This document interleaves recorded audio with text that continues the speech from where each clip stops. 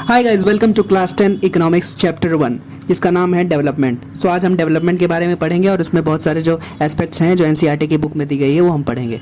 तो what is development? So the process of becoming strong और better off something और somebody is called as development. मतलब किसी चीज़ का या किसी बंदे या बंदी का पर्सन का स्ट्रांग होना या बेटर होना, उसके लिए डेवलपमेंट कहलाता है। ये डेवलपमेंट अलग अलग चीज़ों के लिए अलग अलग हो सकता है। जैसे कि अगर कोई गांव है, वहाँ पे लाइट नहीं है, मतलब बिजली नहीं है, सड़क नहीं है, तो वहाँ पे अगर बिजली आ जाए, सड़क आ जाए, तो वहाँ के लिए वो डेवलपमेंट है। या किसी पर्सन के लिए अगर वो एजुकेटेड है, मतलब अगर पढ़ा लिखा नहीं है और वो पढ़ा लिखा हो जाता है, एजुकेटेड हो जाता है, तो उसके लिए वो डेवलपमेंट है। या फिर अगर कोई अनहेल्दी पर्सन है, कोई बीमार है, वो सही हो जाता है, तो उसके लिए वो डेवलपमेंट कहा जाएगा। Okay, so all of us have different goals and objectives for us. तो अलग अलग हमारे गोल्स होते हैं, अलग अलग ऑब्जेक्टिव होते हैं। इसी वजह से हर एक के लिए डेवलपमेंट की डेफिनेशन अलग हो सकती है। Okay, so it may be to make our life better और for making a country better. So ये कंट्री के लिए भी हो सकता है, अपने खुद के लिए भी हो सकता है, इंडिविजुअल स्टेट्स के लिए भी हो सकता है। Okay, so but these objectives can not be achieved by single person effort. मतलब एक अकेला अगर इंसान चाहे कि मैं डेवलपमेंट कर लूँगा अपने एरिया का या अपना खुद का, तो वो मुश्किल है उसके लिए। क्योंकि अगर मान लेते हैं आप पढ़ना चाहते हैं लेकिन आपके इलाके में कोई स्कूल ही नहीं है, तो आप क्या करेंगे? आप हेल्दी रहना चाहते हैं लेकिन आपके घर के दूर दूर तक 50 किलोमीटर दूर तक कोई अच्छा अस्पताल नहीं है। ओके, आप स्पोर्ट्स खेलना चाहते हैं लेकिन आपके घर के 100 किलोमीटर के रेंज में कोई भी स्पोर्ट्स से रिलेटेड कोई एक्टिविटी नहीं होती है, तो आप क्या करेंगे? ओके, सो इसी वजह से अगर आपको अपने डेवलपमेंट के ऑब्जेक्टिव्स मीट करने हैं तो ये सिंगल पर्सन के एफर्ट से नहीं हो सकता, अनलेस आप बहुत बड़े लाइक 100 करोड़ 200 करोड़ 1000 करोड़ के मालिक हैं कि आप कुछ फैसिलिटी सारी अपने खुद ही मुहैया करा सकते हैं। लेकिन जनरली ऐसा नहीं होता 99% ऑफ पीपल के लिए। Okay, so these objectives can not be achieved by single person. जैसा कि मैंने कहा, एक अकेला पर्सन नहीं कर सकता, तो इसके लिए कलेक्टिव एफर्ट चाहिए बहुत सारे लोगों की, या फिर उनके लिए कोई इलेक्टेड गवर्नमेंट चाहिए। ओके, सो अगर इलेक्टेड गवर्नमेंट रहेगी तो उनके लाइक बेहतरी के लिए काम कर सकती है, अपने लोगों के लिए बेहतरी के लिए काम कर सकती है। Okay, so it requires the collective effort of all the individuals and this can only be achieve if like with the help of democratic political process. मतलब अगर इलेक्शंस होते हैं और आप अपने बंदों को चुनते हैं, रिप्रेजेंटेटिव्स को चुनते हैं, तो वो आपके लिए काम करेंगे, वो इलेक्टेड गवर्नमेंट आपके लिए काम करेगी। Okay, so the members of the elected government act as representatives for the people of their constituency and progress of the nation. मतलब अगर आपने अपने एरिया के लिए किसी पर्सन को चुना है, अपने कंस्टिट्यूएंसी के लिए, किसी क्षेत्र के लिए लोगों को चुना है कि वो मतलब आपको वो रिप्रेजेंट करेंगे, तो वो लोग आपके लिए काम करेंगे, अपने क्षेत्र के लिए काम करेंगे। ओके, तो ऐसे ऐसे बहुत सारे जब कंस्टिट्यूएंसी में अलग अलग इलेक्टेड मेंबर्स रहेंगे और वो अपने लाइक क्षेत्र के बेहतरी के लिए काम करेंगे, तो उसी वजह से पूरे एरिया का प्रोग्रेस होगा और धीरे धीरे प्रोग्रेस ऑफ द नेशन भी होगा। ओके, अभी हम जानेंगे कि अलग अलग कैटेगरी ऑफ पर्सन्स के लिए उनका डेवलपमेंट गोल क्या होता है। Okay, so development goals of different categories of persons one by one हम जानेंगे। तो पहला कैटेगरी, अगर कोई लैंडलेस रूरल लेबरर है, मतलब किसी गांव में अगर कोई मजदूर है जिसके पास अपनी कोई ज़मीन नहीं है, तो उसका क्या गोल होगा, उसका क्या ऑब्जेक्टिव एस्पिरेशन रहेगा? उसका यही एस्पिरेशन रहेगा कि मुझे ज़्यादा दिनों तक काम मिले और जितना भी दिन काम मिले वहाँ पर अच्छी तनख्वाह मिले, ज़्यादा सैलरी मिले और उसके बच्चे अच्छे एजुकेशन पाएँ, अच्छी शिक्षा पाएँ। ओके, समाज में या फिर उसके गांव में उससे कोई डिस्क्रिमिनेशन ना हो, जैसे पुराने ज़मानों में होता था और अभी भी होता है किसी पर्टिकुलर कास्ट और क्लास के थ्रू लाइक पर्टिकुलर कास्ट या क्लास के लोगों के ऊपर, कि मतलब उन्हें अच्छे से ट्रीट नहीं किया जा सकता है, नहीं ट्रीट किया जाता। Okay, so what are the development objectives of landless rural labourers? उनका ये हो सकता है कि more days of work, better wages या फिर बेटर तनख्वाह, इनकम जिसे कहते हैं। Local school is able to provide quality education for the kids, there is no social discrimination for them in the village, ये भी हो सकता है। और उनका ये भी हो सकता है कि and they too want to become leaders in the village, ये भी उनका ऑब्जेक्टिव हो सकता है लैंडलेस रूरल लेबरर का। अब दूसरी कैटेगरी ऑफ पर्सन के बारे में जानते हैं कि उसका गोल या एस्पिरेशन क्या हो सकता है।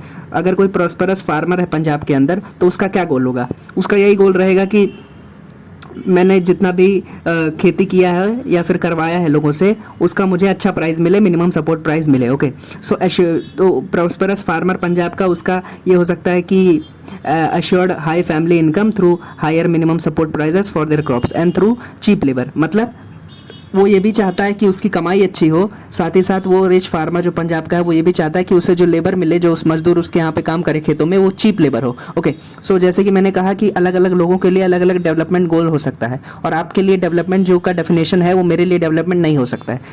मान लेते हैं, इसके एग्जाम्पल के थ्रू समझाता हूँ कि जैसे जो अमीर किसान है पंजाब का, उसे चाहिए कि चीप लेबर मुझे मिले, लेकिन उसी तरफ अगर आप चीप ये जो लेबरर है उसके पॉइंट ऑफ व्यू से देखेंगे कि उसे ज़्यादा तनख्वाह चाहिए, ओके, तो उसका गोल ये है। लेकिन जो अमीर किसान है उसका ऑब्जेक्टिव ये है कि ये जो मजदूर काम कर रहे हैं उनको मैं कम से कम पैसों में रख लूँ, ओके। सो यहाँ पे देख रहे हैं आप अलग अलग लोगों का अलग अलग ऑब्जेक्टिव कॉन्फ्लिक्ट भी कर सकता है, ओके। सो आपके लिए जो डेवलपमेंट है मेरे लिए डेवलपमेंट नहीं हो सकता है, सो अलग अलग लोगों के लिए डिफर करता है। अभी जानते हैं अर्बन अनएम्प्लॉयड यूथ के लिए क्या ऑब्जेक्टिव हो सकता है, क्या गोल हो सकता है। तो अगर कोई बंदा सिटी में रह रहा है और वो अनएम्प्लॉयड है लेकिन एजुकेटेड है तो उसका क्या ऑब्जेक्टिव रहेगा, उसका तो यही गोल रहेगा ना कि मुझे बेटर जॉब मिले, बेटर क्वालिटी ऑफ जॉब मिले। अगर कोई रिच गर्ल है from a rich urban family, किसी शहर में किसी अमीर खानदान में किसी अमीर लड़की, कोई अगर अमीर लड़की है तो उसका क्या गोल हो सकता है, उसका यही गोल हो सकता है कि मुझे फ्रीडम मिले ज़्यादा से ज़्यादा, जैसे उसके भाइयों को फ्रीडम मिलती है सोसाइटी के अंदर, and she is able to decide what she wants to do in life. हो सकता है कि वो विदेश में जाकर पढ़ना चाहते हो तो उसे वो उसका जो ये गोल है उसको पूरा कराने के लिए उसके फैमिली द्वारा मदद की जाए, okay. So she gets as freedom as her brother and she is able to decide what she wants to do in her life, she is able to pursue her studies abroad. तो ये rich girl from rich urban family, इसका goal हो सकता है, okay.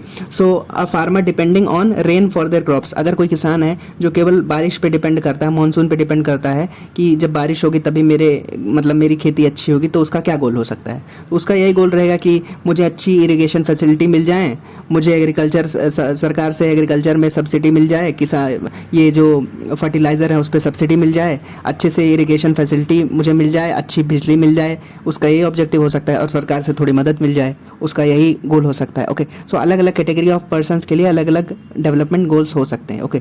So two things are quite clear as we have studied this. So one is that different persons can have different goals, ये जो मैंने बताया, and two what may be development for me may not be development for you, okay. So which is something which is development for me may be destructive for other person, okay. जैसे कि मैंने ये अमीर किसान और गरीब मजदूर का बताया कि अमीर किसान चाहता है कि मुझे मतलब सस्ती लेबर मिले, और गरीब जो मजदूर है वो चाहता है कि मुझे ज़्यादा से ज़्यादा तनख्वाह मिले, तो ये कॉन्फ्लिक्ट कर रहा है ना। तो ये भी हो सकता है कि जो आपके लिए डेवलपमेंट है मेरे लिए डिस्ट्रक्शन हो।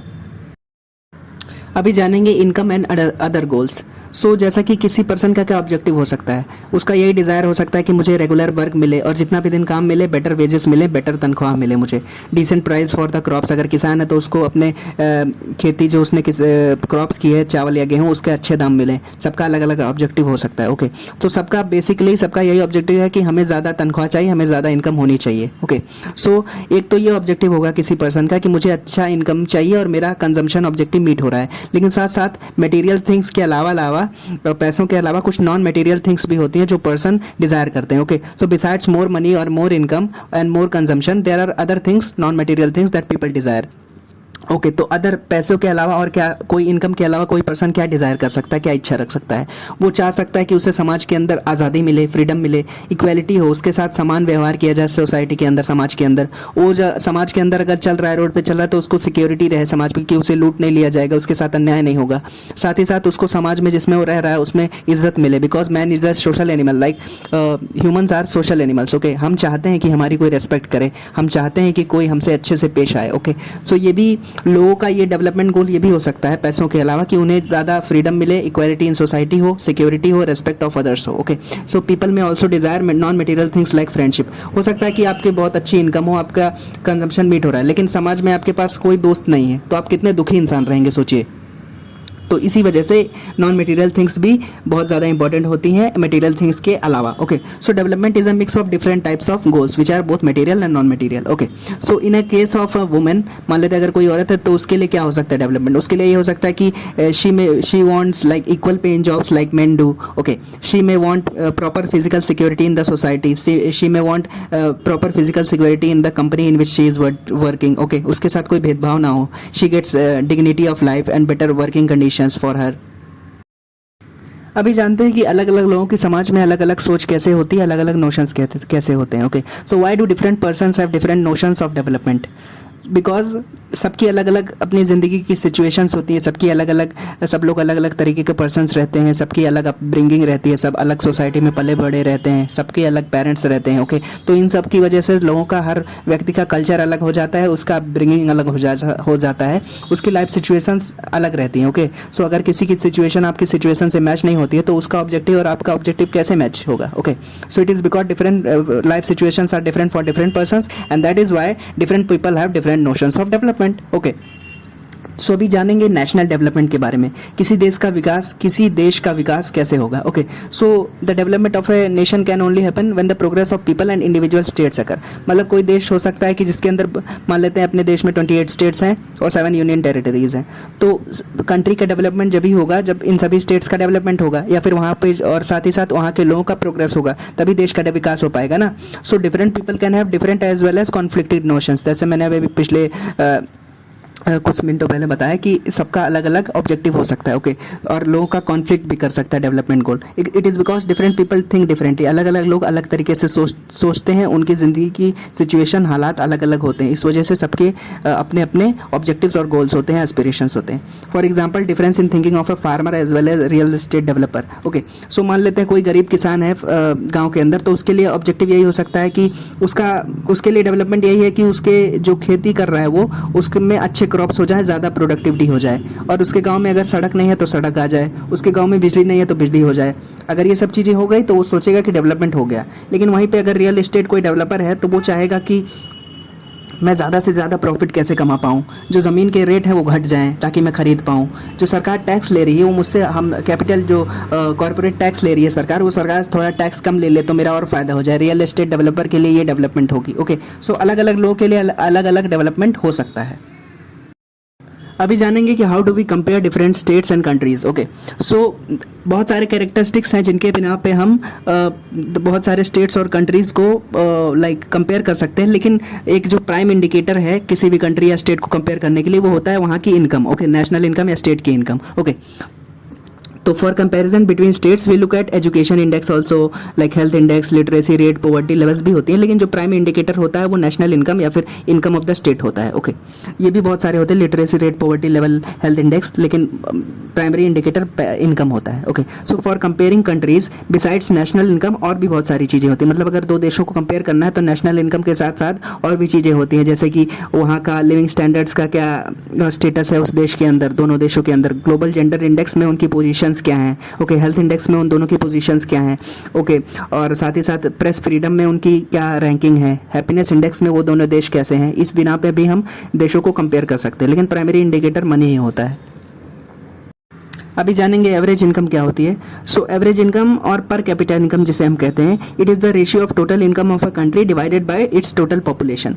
तो अगर आपको एवरेज इनकम या पर कैपिटा इनकम जाननी है, पर पर्सन इनकम, तो पूरे देश की जितनी इनकम है, पूरे देश में जितने सारे लोग हैं उन सबकी इनकम मिला लो, divide by total population, will be called as average income. Next we will study about public facilities. So example के थ्रू बताता हूँ कि an average person in Punjab earns more than a person in Kerala. मतलब पंजाब के में average person पैसे ज़्यादा कमाता है केरला के लोगों से, लेकिन फिर भी Punjab is like far behind in crucial indicators like health, education, facility etcetera, अगर केरला से कंपेयर किया जाए। मतलब पंजाब के लोग ज़्यादा कमाते तो हैं, लेकिन ये जो इंडिकेटर्स हैं हेल्थ केयर में, एजुकेशन में, इन सब में केरला से पीछे हैं। बिकॉज इसका रीज़न ये है कि money itself in your pocket is not a good indicators of the things that you need to in order to live well. Okay, मतलब अगर आपके जेब में पैसे, इसका मतलब ये नहीं कि आपको पता है या फिर आप अवेलेबल करा सकते हैं वो सारी चीज़ें जो आपको एक अच्छी ज़िंदगी जीने के लिए चाहिए। ओके, सो भले ही आपके पास पैसे हैं, लेकिन अगर कोई सेंट्रल अथॉरिटी नहीं है आपके आसपास में, कोई स्टेट नहीं है, कोई लाइक सरकार नहीं है, तो आप हेल्थ केयर और एजुकेशन फैसिलिटी अपने लिए अकेले के लिए नहीं प्रोवाइड करा सकते। Okay, so if the health care and education facilities like pollution free environment are provided collectively by the state, then it will be cheap and efficient and economical. Okay, so अगर health care facility और education facility, pollution free environment, ये सब अगर collectively एक state के द्वारा provide किया जाए या सरकार के द्वारा प्रोवाइड किया जाए तो it will be cheap and efficient for you. Okay, और ये इसी वजह से इसको पब्लिक फैसिलिटीज़ कहते हैं, क्योंकि ये सेंट्रल अथॉरिटी कोई रहती है वो प्रोवाइड कराती है, पहली बात, और ये पब्लिक फैसिलिटी जैसे नाम से पता चल रहा है कि पब्लिक, कॉमन पब्लिक के लिए है। ओके, सो अभी जानेंगे what is human development report. तो ह्यूमन डेवलपमेंट रिपोर्ट पब्लिश किया जाता है UNDP के द्वारा, जिसे कहते हैं United Nations Development Programme. So United Nations Development Programme publish करता है ह्यूमन डेवलपमेंट रिपोर्ट को। तो ह्यूमन डेवलपमेंट रिपोर्ट में क्या क्या चीज़ें होती हैं। So it compares countries based on education level पे, कंट्रीज़ को कंपेयर करता है, हेल्थ स्टेटस पे कंपेयर करता है, और पर कैपिटा इनकम पे कंपेयर करता है। पर कैपिटा इनकम मतलब एक पर्सन किसी देश में कितना कमाता है, वो पर कैपिटा इनकम है। ओके, सो इन तीन इंडिकेटर्स पे कंपेयर किया जाता है देशों को एजुकेशन पे, हेल्थ पे और पर कैपिटा इनकम पे। सो इसको जब कलेक्टिवली जो रिपोर्ट बनती है ह्यूमन डेवलपमेंट रिपोर्ट, तो जो जो देश इसमें अच्छे हैं इन तीनों चीज़ों में वो हायर रैंक पे रहेंगे और जो बुरे हैं वो लोअर रैंक पे रहेंगे। ओके, सो अभी now will study about sustainability of development. मतलब जो आप डेवलपमेंट कर रहे हैं, जो आप विकास कर रहे हैं, वो कितना सस्टेनेबल है, मतलब कितना टिकाऊ है। Okay, so sustainability and development, मतलब सस्टेनेबल डेवलपमेंट को हम कैसे डिफाइन करेंगे? इसे कहेंगे कि development that meets the needs of the present without compromising the ability of future generations. Okay, so sustainable development या फिर सस्टेनेबिलिटी ऑफ डेवलपमेंट उस डेवलपमेंट को कहते हैं या उस विकास को कहते हैं जो आपकी प्रेजेंट नीड्स को तो पूरा करे, लेकिन साथ ही साथ जो हमारे फ्यूचर जनरेशंस हैं उनके लिए भी चीज़ें बचा के रखे, ताकि वो प्रिजर्व करके रखे, ताकि वो भी आगे जाकर के फ्यूचर में यूज़ कर पाए, वो सब चीज़ें डिस्ट्रॉय ना करें उन लोगों के लिए। मतलब हम लोग इतना ही ना डिस्ट्रॉय कर दें हमारे जो नेचुरल रिसोर्सेज हैं और बहुत सारी चीज़ों को, कि हमारे फ्यूचर जनरेशंस के लिए कुछ बचे ना। अगर ऐसा हम करते हैं तो वो सस्टेनेबल डेवलपमेंट नहीं होगा। Okay, so for example if we are cutting so many forest, अगर हम बहुत ज़्यादा डिफॉरेस्टेशन करते हैं तो in the name of building roads and development, मतलब हम कह रहे हैं कि हम विकास करना चाहते हैं, हम बहुत सारे पेड़ काट रहे हैं और रोड बनाएंगे, तो उससे क्या होगा कि वो डेवलपमेंट कभी भी सस्टेनेबल नहीं होगा, लॉन्ग लास्टिंग नहीं होगा। क्योंकि अगर कोई डिजास्टर हो जाता है ना, जैसे फ्लड हो जाता है, तो पूरा डेवलपमेंट जो आपने किया वो अरेस्ट और रिवर्स हो जाएगा। क्योंकि जो पेड़ होते हैं वो साथ ही साथ जो पेड़ के जड़ होते हैं वो ज़मीन को लाइक रोक के रखते हैं ताकि वो फिसले ना, ओके, कि स्लिप ना हो और कहीं फैले ना। और साथ ही साथ ये trees hold the soil, they bring rain, they clean the air, ये सारे काम ट्रीज़ करते हैं। तो अगर आप एक्सेसिव डिफॉरेस्टेशन करेंगे तो डेवलपमेंट कभी भी सस्टेनेबल डेवलपमेंट नहीं होगा। ओके, सो हमें हमेशा एक बैलेंस बना के चलना चाहिए डेवलपमेंट में और अपने एनवायरनमेंट को प्रोटेक्ट करने के लिए। नेक्स्ट एग्जांपल से आपको समझाता हूँ कि अगर मान लेते हैं आपने ग्राउंड वाटर टेबल जो है उसको बहुत ज़्यादा एक्सट्रैक्ट कर दिया, मतलब आप ऐसे क्रॉप्स ग्रो कर रहे हैं जिसमें ज़्यादा पानी की ज़रूरत है, जैसे बहुत ज़्यादा अगर आप चावल उगा रहे हैं, बहुत ज़्यादा शुगर केन या गन्ना जिसे कहते हैं उगा रहे हैं, तो उससे क्या होगा कि excessive use of ground water, उससे क्या होगा वाटर टेबल नीचे चला जाएगा, वाटर टेबल गिर जाएगा। ओके, तो वाटर टेबल अगर गिर जाएगा तो आपके नलों में पानी नहीं आएगा, हैंडपम्प्स में पानी नहीं आएगा। तो उससे क्या होगा, जो रूरल इंडिया हमारे देश में जो ग्रामीण जीवन है, जो ग्रामीण के लोग हैं, गाँव के लोग हैं, वो 65% of the total population of the country है। ओके, तो देश में अगर 100 लोग हैं तो 65% उसका गांव में रहते हैं। तो अगर आप इतना ज़्यादा एक्सट्रैक्शन कर लेंगे ग्राउंड वाटर का, वाटर टेबल नीचे चला जाएगा, तो आपके पास जो रोज़मर्रा के जो काम है, पानी पीने के लिए या डेली यूज़ के लिए, नहाने धोने के लिए पानी बचेगा ही नहीं। इस वजह से इस तरह का डेवलपमेंट कभी भी सस्टेनेबल नहीं होता है। ओके, तो हमें एक्सेसिव ग्राउंड वाटर का एक्सट्रैक्शन नहीं करना चाहिए। ये सेकंड एग्जांपल है सस्टेनेबिलिटी ऑफ डेवलपमेंट में। ओके, सो तीसरा एग्जांपल बताता हूँ कि जैसे कि आप फॉसल फ्यूल्स हैं, ये पेट्रोल, कोल वगैरह आप यूज़ करते हैं, डीजल यूज़ करते हैं, fossil fuels, kerosene oil use करते हैं, तो ये सब फॉसल फ्यूल्स आते हैं, कहलाते हैं। ओके, क्योंकि ये पुराने जो एनिमल्स वगैरह हैं वो दबे हैं, वो अंडर प्रेशर ये फॉसल फ्यूल्स बन जाते हैं। Okay, so too much extraction of fossil fuels will pollute the soil. Okay, so too much extraction अगर आप फॉसल फ्यूल्स का करेंगे, उससे क्या होगा, ज़मीन का डिग्रेडेशन होगा। साथ ही साथ जो फॉसल फ्यूल्स हैं, जब आप उन फॉसल फ्यूल्स को जलाते हैं तो उससे क्या होता है कि बहुत पॉल्यूशन होता है, जिससे अर्थ का एवरेज टेम्परेचर बढ़ता है और क्या होता है, ग्लोबल वार्मिंग होती है। अगर ग्लोबल वार्मिंग होगी, अर्थ का टेम्परेचर बहुत ज़्यादा बढ़ जाएगा, 1-2 डिग्री ज़्यादा बढ़ गया, 3 डिग्री ज़्यादा बढ़ गया, तो उससे क्या होगा, जो नॉर्थ और साउथ पोल में ग्लेशियर्स है ना, वो पिघलने लगेंगे। अब जब ग्लेशियर्स पिघलने लगेंगे, उससे सी लेवल राइज होगा, और जो कम्युनिटीज़ हमारे जो कोस्टल एरियाज़ में रहती हैं, यहाँ पे I am sorry for the spelling mistake, cost नहीं होगा, यहाँ पे कोस्ट होगा, COAST। तो जब कोस्टल एरियाज़ में जो कम्युनिटीज़ रहती हैं वो डूब जाएंगी, और वहाँ के जो एरियाज़ हैं, वहाँ पे जो लोकेलिटी है वो सब डूब जाएगी, और वहाँ पे जो जीव जंतु भी रहते हैं वो भी डूब जाएंगे। ओके, सो इस तरह का डेवलपमेंट कभी भी सस्टेनेबल नहीं रहेगा। तो हमें हमेशा एक बैलेंस बना के चलना चाहिए, चाहे वो फॉसल फ्यूल्स हो, चाहे ग्राउंड वाटर एक्सट्रैक्शन हो, और चाहे ये डिफॉरेस्टेशन हो। Okay, so these were the few things in today's class. If you have any doubts you can ask in the comment section. Okay, so आपको बताइए कि आपको ये कोर्स कैसा लग रहा है, और अगले क्लास में हम पढ़ेंगे second chapter of class 10th economics. Okay, so I am open for suggestions. Thank you so much watching, bye bye.